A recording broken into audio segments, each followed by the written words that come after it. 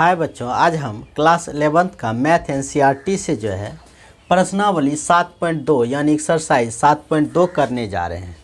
इसमें question number 1 से 5 तक है और पाँचों क्वेश्चन जो है एकदम आसान है। बस बच्चा वाला सवाल है, कहीं कोई समझने में कहीं परेशानी नहीं होगी, इसका गारंटी हम लेते हैं। तो शुरू करते हैं क्वेश्चन नंबर 1 से। तो क्वेश्चन नंबर 1 में दिया हुआ है मान निकालिए। दो क्वेश्चन दिया हुआ है। क्वेश्चन नंबर 1 में कह रहा है कि फैक्टोरियल 8 का मान निकालना है। तो देखो बच्चों, जब भी कोई अंक फैक्टोरियल में दिया हुआ रहे तो इतना सिर्फ दिमाग में रखना है कि उसको गुना करते हुए घटाते जाना है और 1 तक आना है।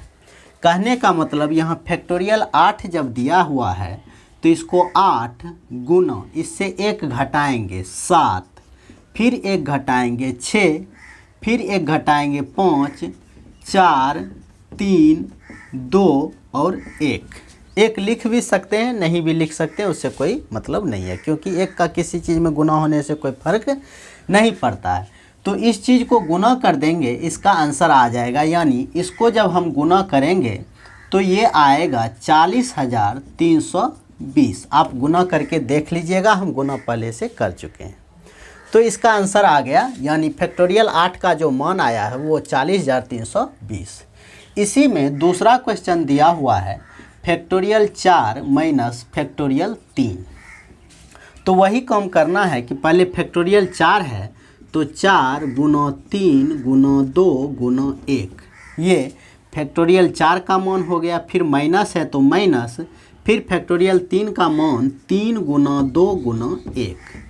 तो इसको करेंगे तो 4 तिया 12 दूना 24 माइनस इसको करेंगे 3 दूना 6, यानी घटा के इसका आंसर आ जाएगा 18। बहुत आसान सवाल है, 11th का क्वेश्चन है, लेकिन ये ऐसा समझे कि मतलब 5-6 के बच्चे को भी अगर इस तरह से बता दिया जाए तो वो भी बहुत अच्छे तरीके से इसको कर लेंगे। तो अब चलते हैं, एक का तो 2 क्वेश्चन कर लिए हैं, अब क्वेश्चन नंबर 2 पर चलते हैं। तो क्वेश्चन नंबर 2 में कह रहा है कि क्या factorial 3 plus factorial 4 equals two factorial 7 होगा। यानी फैक्टोरियल 3 का मान और फैक्टोरियल 4 का मान जब जोड़ेंगे तो क्या फैक्टोरियल 7 आ सकता है। यानी 3 और 4 जोड़ के 7 होता है, इसीलिए ऐसा क्वेश्चन दिया है। तो हम पहले LHS का मान निकालते हैं। तो LHS में दिया हुआ है फैक्टोरियल 3 प्लस फैक्टोरियल 4, इसका मान निकाल लेते हैं और फैक्टोरियल 7 का भी मान निकाल लेंगे। देखेंगे अगर दोनों बराबर होगा तो कह देंगे कि हाँ दोनों बराबर होगा, अगर नहीं होगा तो कह देंगे नहीं होगा।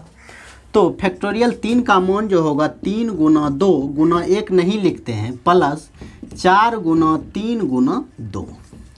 तो ये जो होगा 3 दूना 6 प्लस 4 तिया 12 दूना 24, यानी ये आया 30। अब हम RHS का फैक्टोरियल 7 उठाते हैं। तो RHS में दिया हुआ है फैक्टोरियल 7, यानी 7 गुना 6 गुना 5 गुना 4 गुना 3 गुना 2 गुना 1 लिख भी सकते हैं, नहीं भी लिख सकते। अब आप यहाँ से भी दिमाग लगा सकते हैं कि क्या इतने सारे चीज़ों का अगर गुना करेंगे तो 30 ही आएगा, नहीं, उससे कई गुना ज़्यादा आ जाएगा।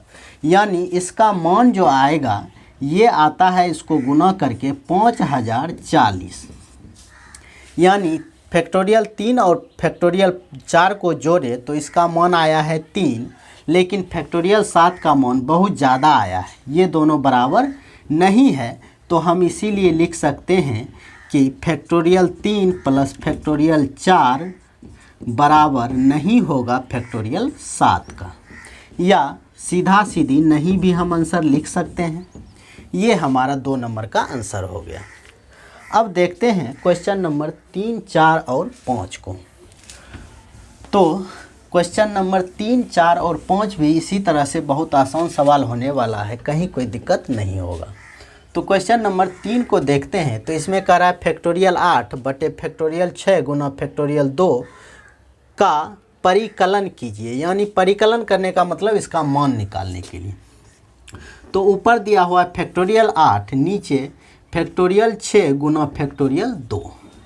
तो एक चीज़ और ध्यान में रख सकते हैं कि जैसे यहाँ पे फैक्टोरियल 8 दिया है, तो इसको आप फैक्टोरियल 8 को फैक्टोरियल 8 8 गुना फैक्टोरियल 7 भी लिख के छोड़ सकते हैं, क्योंकि फैक्टोरियल 7 का जब मान निकालेंगे 7 गुना 6 इस तरह से आगे जाएगा, या इसको 8 गुना 7 गुना फैक्टोरियल 6 पर भी छोड़ सकते हैं, या इसको मन करे 8 गुना 7 गुना 6 गुना फैक्टोरियल 5 पर भी छोड़ सकते हैं। यानी गुना करते जाएंगे, जहाँ इच्छा करेगा हम वहाँ पे फैक्टोरियल लगा के छोड़ सकते हैं। तो इस चीज़ का हमें यूज करना है सवाल में कि अगर इस तरह का चीज़ कहीं करने का ज़रूरत हो जिससे हमारा सवाल आसानी से सोल्व हो जाए, तो हम इस चीज़ को कर सकते हैं। तो ऐसा इसलिए बताएं कि इस चीज़ में यहाँ ये करेंगे तो आसान हो जाएगा।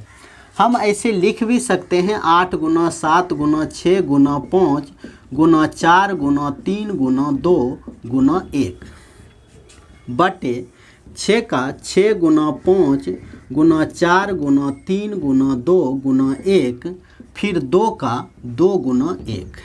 तो यहाँ से ये यहाँ तक और यहाँ से ये यहाँ तक कट जाएगा और 2 से ये 4 बार में कट जाएगा, यानी 28 आ जाएगा। ये तो हो गया कि हम पूरा का पूरा गुना में लिख दिए, लेकिन इससे पहले जो अभी हम बताए हैं इसको दूसरे नियम से बता देते हैं कि इसको ऐसे भी कर सकते हैं 8 गुना 7 गुना यहाँ फैक्टोरियल 6 है इसलिए 6 पर भी इसको छोड़ सकते हैं, बटे फैक्टोरियल 6 गुना 2 गुना 1।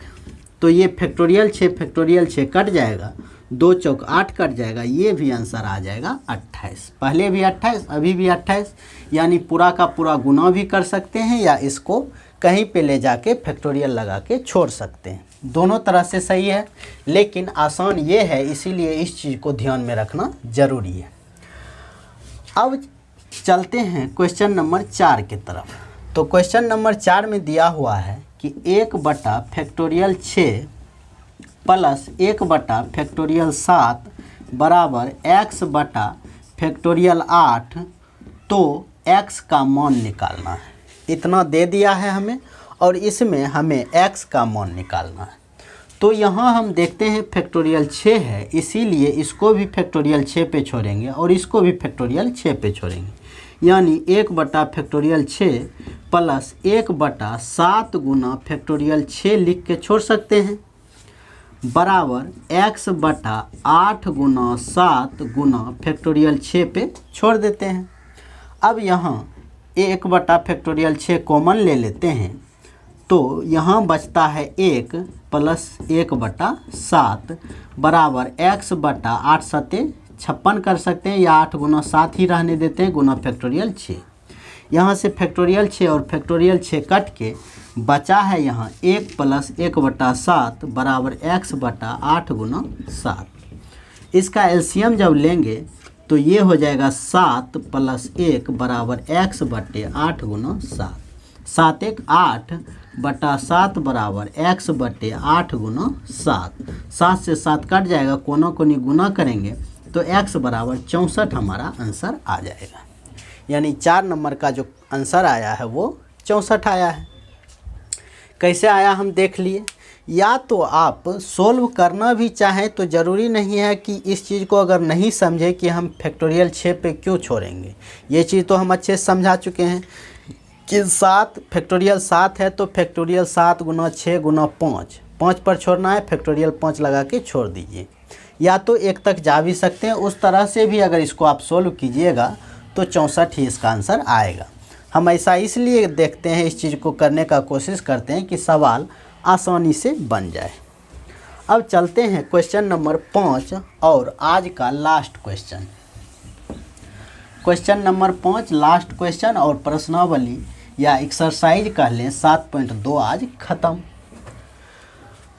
तो क्वेश्चन नंबर 5 में दिया हुआ है कि फैक्टोरियल n बटे फैक्टोरियल n माइनस r का मान निकालिए। इसका मान निकालना है, कैसे निकालेंगे।